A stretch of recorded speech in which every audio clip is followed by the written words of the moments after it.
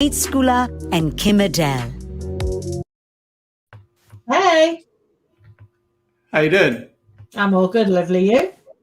Well, I felt a bit out of place there. I felt like I was miles away from the camera, so I just did a quick zoom, and I'm almost there, Kim. Yeah, I find it weird. My I can head's see really a slightly grumpy face in the green room.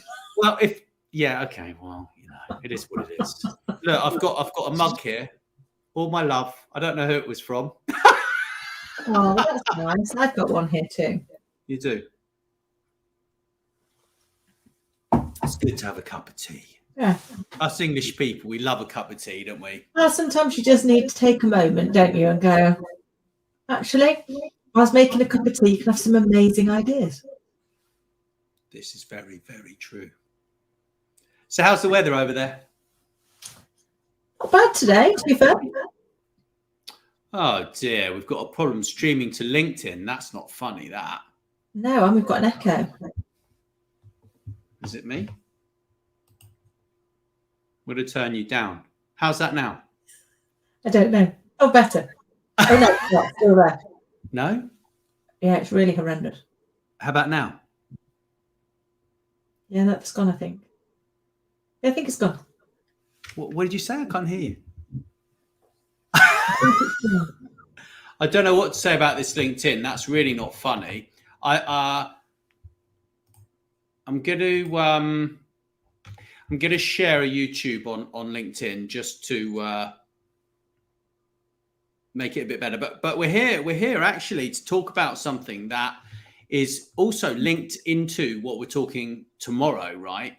And the surprising truth about, company culture, why it's important and how you can change it for the better, right? And it's a big thing. I don't know a huge amount about it, and that's why it's really enjoyable to actually, pick your brains. I hate that, but actually it's kind of a bit like that because, you know so much about corporate governance, company culture, all of these things that are absolutely fundamental to every organization. I'm finding it really interesting.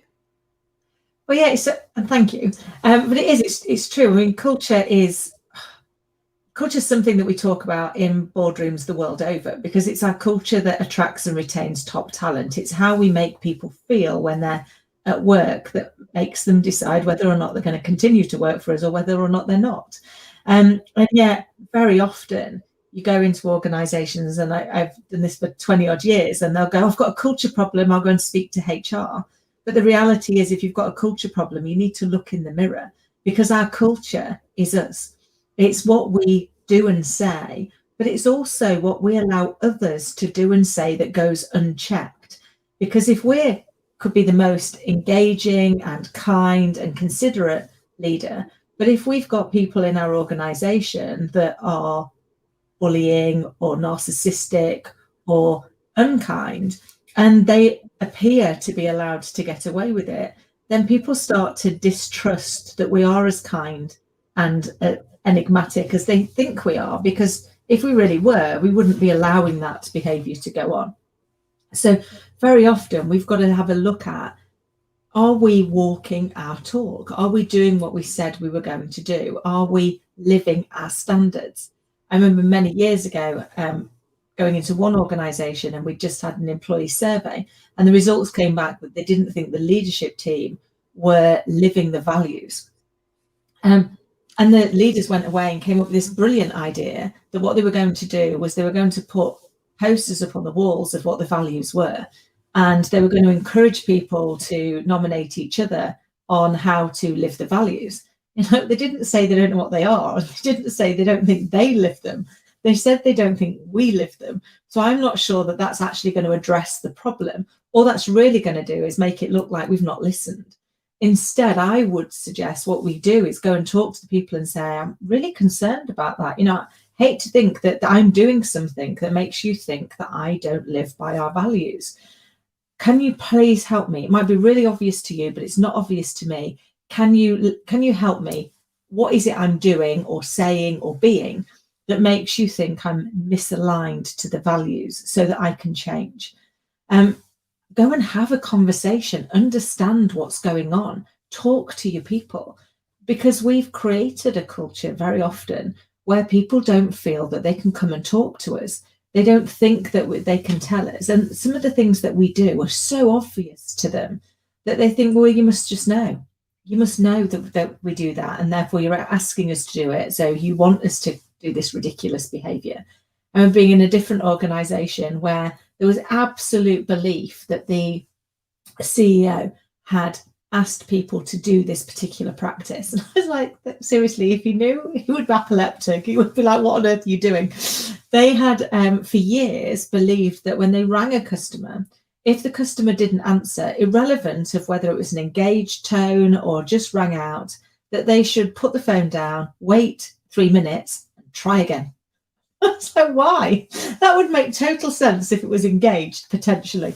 But it doesn't make sense if it isn't, because if they're not there, they're not there. And if you think that they're just ignoring you, I guarantee they're going to ignore you the next time you call. So all you're really doing is wasting your time.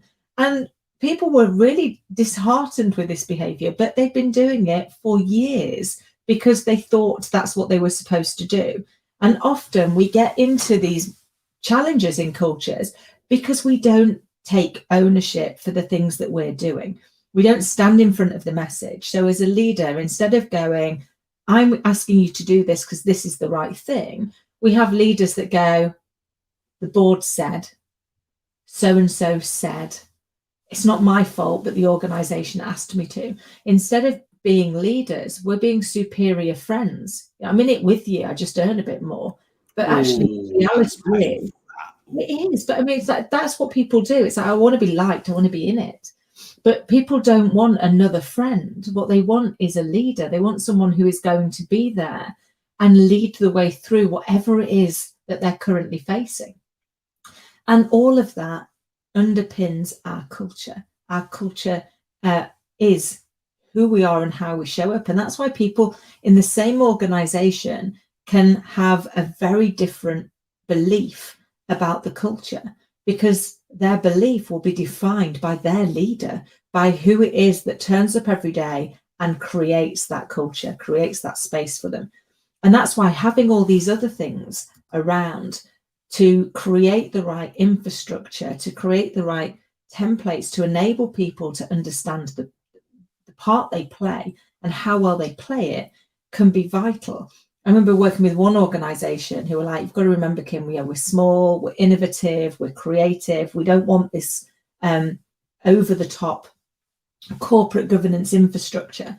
It's like, but you're seeking investment. So you need to be able to demonstrate to investors that you have the organization under control, that you know how it's running, and that you are making conscious decisions. Because when you're seeking investment, you are asking somebody to part with their money. And what you are trying to do is demonstrate to them that they are putting it into a safe pair of hands that is going to turn that money into more money. And in doing so, they're going to have to be confident that you can run your organization, that you've got a structured way that you make your decisions and that make your strategy, and that you bring that strategy to life and you take that forward for your organization. So for me, putting in the right governance structure can really work. And I remember working with one particular client who was like, I hate all of this stuff, had kicked against governance for years, had now made it to their first director role. And we talked them through how they could implement a governance structure for their own team. And it's challenging when you first put it in, it takes a little bit of work.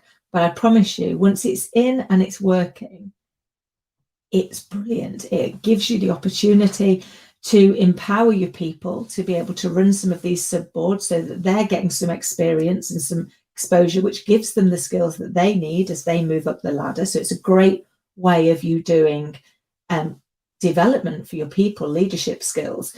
But also it allows you to run your organization. So despite the fact that I dragged them kicking and screaming into the governance structure, we implemented it. And within a month, when I went back for our coaching session, they sat there shaking their head and went, I can't believe it.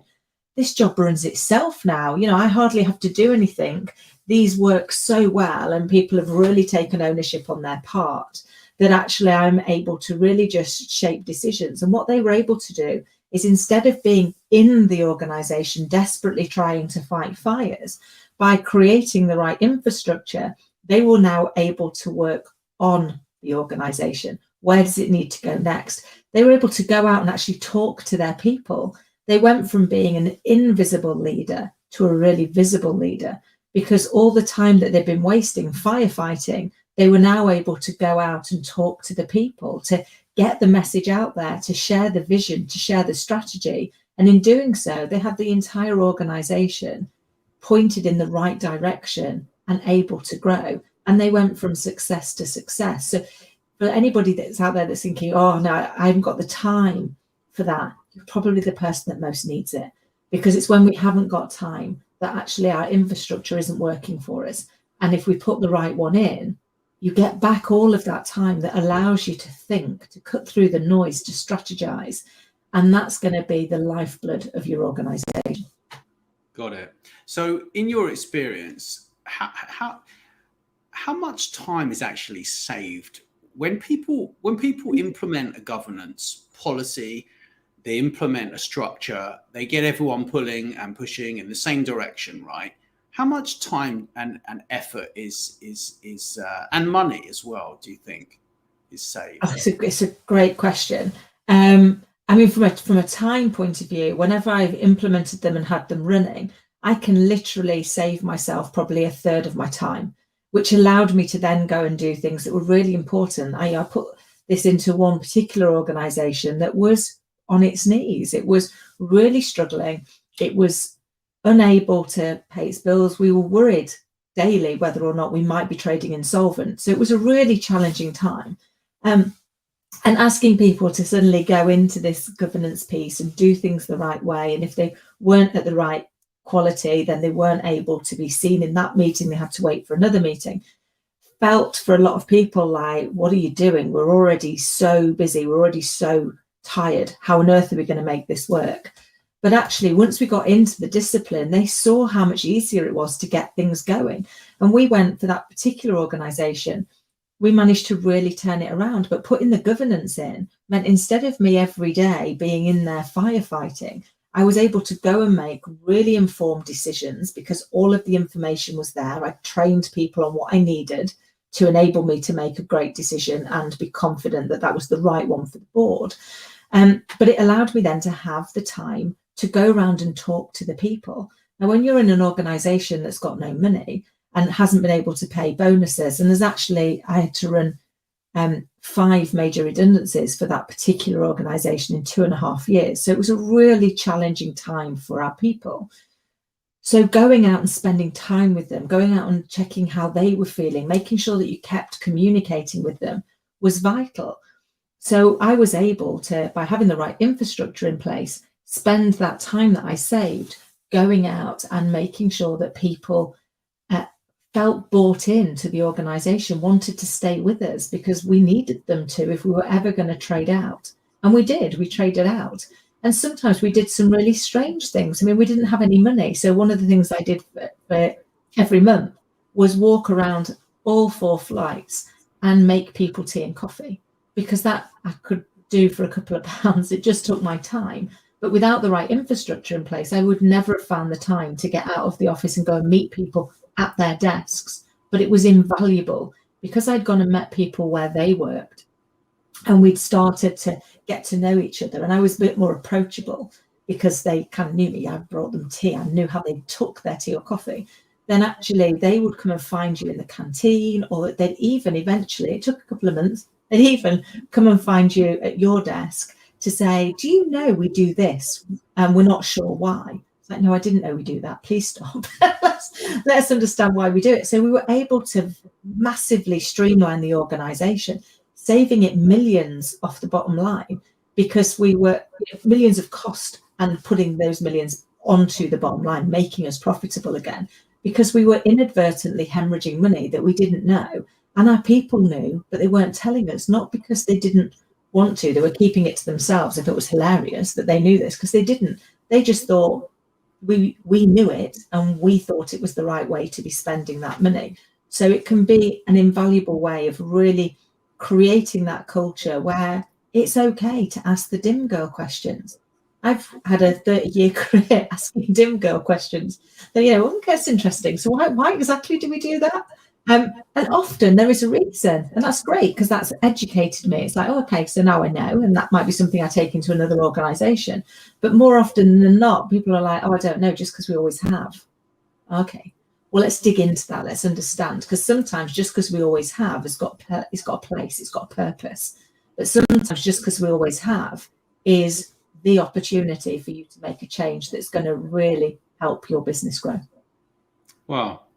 Well, that's absolutely amazing. Really interesting, learning a lot more about culture at the moment. And tomorrow we're going to talk a bit more about governance and how that kind of fits into culture, and that's going to be very, very interesting. So we'll expand on that in the coming days and weeks. And I'm really excited to learn more about this. And thank you, Kim. It's been very, very interesting. And so if anyone wants some help with their culture, with their governance, with anything that's bothering them in their business, they can contact us, right, at hello@mastermindset.co.uk. Absolutely. Or visit the website mastermindset.co.uk as well, right? Yeah, absolutely. We've got a whole range of things, and we can tailor them individually. Sometimes people just want to chat. Other times people go, well, actually, can you do it for us? Or can you come in and show us how to do it? The beauty is you don't need to do it on your own. You can take advice from us or from other people that have been there and done it, that have been in your shoes and can help you get through what you're going through now. But thanks for listening. Thank you. Take care. Thanks for listening to Master Mindset. Please don't forget to follow wherever you listen, and tell your friends.